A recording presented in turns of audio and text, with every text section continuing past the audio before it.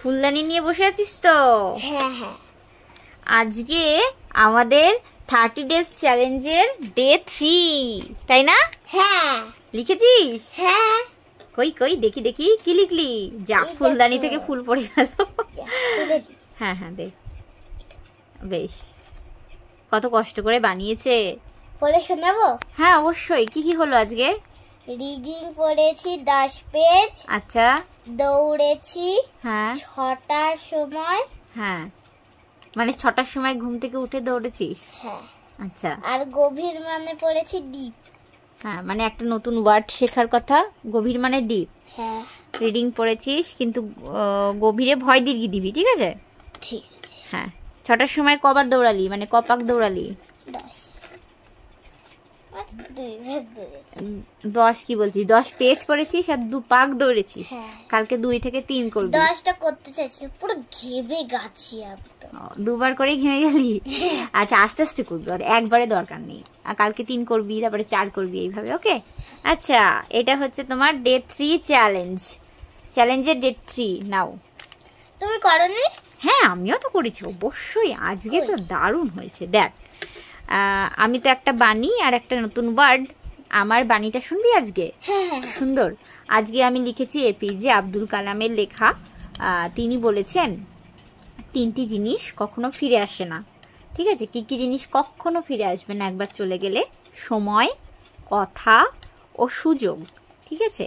আর 3টি জিনিস কখনো হারানো ঠিক নয়: শান্তি, আশা আর সততা। মানে মানে মানে হচ্ছে এই যে 3টে জিনিস বললাম, সময়, কথা আর সুযোগ, এই 3টে জিনিস আর কখনো ফিরে আসবে না। তুমি যদি এই একটা কথা তুমি বলে দাও, একটা খারাপ কথা ধরো বলে দিলে, সেই কথাটা বলার পরে তোমার কাছে কি আবার ফিরে আসবে? রিটার্ন আসবে? আসবে না। তেমনিভাবে ধরো তুমি কোনো সময়, ধরো এই যে সময়টা, এই সময়টা আর ফিরে আসবে? আসবে না, সময় তো চলে যাবে, তাই তো?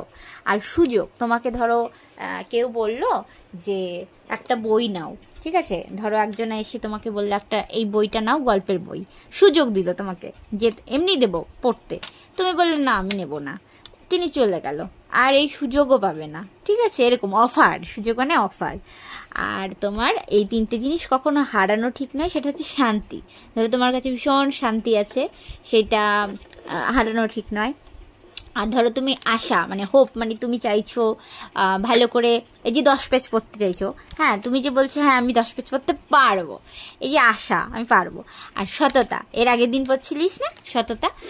কাইন্ড মানে তোমার ভীষণ সততা, সত্যি কথা বলবে, ঠিক কথা বলবে, সেইটা কখনো হারানো ঠিক না। ভালো না লেখা? হ্যাঁ হ্যাঁ হ্যাঁ হ্যাঁ। আর এইটা আজকের আমার একটা ওয়ার্ড, নতুন ওয়ার্ড হচ্ছে প্রত্যাশা। মানে আমরা ধরো কোনো কিছুর জন্য প্রত্যাশা করে থাকি, আশা করে থাকি, যেমন কোথাও ঘুরতে যাওয়ার আশা করে থাকি, কোথাও নতুন কিছু কেনার আশা করে থাকি। প্রত্যাশা, এইটার একটা নতুন ওয়ার্ড, নতুন একটা। এটা আশা করার দরকার করি। এটা আশা ছিল যে একটা বানাবি এরকম। হ্যাঁ হ্যাঁ হ্যাঁ হ্যাঁ, সুন্দর সুন্দর, ভালো হয়েছে তো। হ্যাঁ, এইগুলো তো মনে হয়েছে করবি করে ফেললি, এইটাই। আর আজকের এইটার ইংরেজি ওয়ার্ডটা হচ্ছে প্রত্যাশা, যেটা আমার, এটা হচ্ছে প্রসপেক্ট। নতুন একটা শিখলাম, প্রসপেক্ট। ঠিক আছে? তো এইটা আমার ডে 3, রেখে দাও, আমরা কালেক্ট করে রেখে দেবো। ওকে? আমার কাছে তো অনেকগুলো কাগজ হয়ে যাচ্ছে। হ্যাঁ, রেখে দাও সবকিছু। ঠিক আছে? Tata tata tata. আবার কালকে আমাদের ডে 4। ইয়েস।